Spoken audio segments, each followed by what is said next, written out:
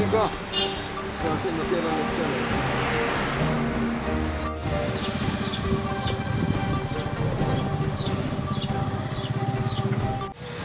কি সমস্যা আপনার? আমি কারেন্টের বিল দিতে আসছিলাম আর রিচার্জ করতে আসছিলাম, আয়া দিয়ে অফিস বন্ধ।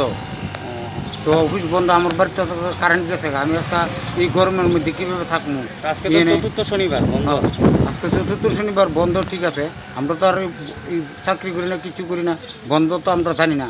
কিন্তু আজকে এই বন্ধের মধ্যে কারেন্টও নাই, তারা তো অফিস তো অনলাইন করতে পারে। অফিস অনলাইন করতে গেলে কতক্ষণ সময় লাগে? অফিসের কাজ করলে পরে কম সময়ের মধ্যে অনলাইন হয়ে যায়। হ্যাঁ। কিন্তু অফিস তো অনলাইনও করে না। আমরা তো অনলাইন থাকলে পরে তো বন্ধের দিনে রিচার্জ করতে পারি। আগামীকালকেও রবিবার বন্ধ, তাহলে আমরা কারেন্ট ছাড়া এই গরমের মধ্যে কীভাবে থাকবো? তো এখন কি চান আপনি?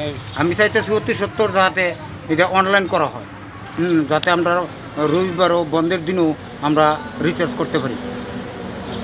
এতে কি মানে সাধারণ জনগণের খুব অসুবিধা হইতেছে না? ওই তো অফিস বন্ধ থাকলে সাধারণ জনগণ রিচার্জ করতে পারে না, খুবই অসুবিধায় পড়ে।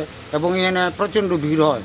এখানে একটা মেশিন, আজকে বন্ধের দিনে তো এই গরমের মধ্যে একটা কাউন্টার খোলা রাখতে পারতো। তো আমরা চাইতেছি অতি সত্তর যাতে জনসাধারণের স্বার্থে এটা অনলাইন করলে জনসাধারণ উপকৃত হইব। আচ্ছা, আপনি কোন জায়গা থেকে আইছেন? আমি শেখিরপুর থেকে আইছি। আপনার নাম? আমার নাম শ্রী সুনীল চন্দ্র দাস।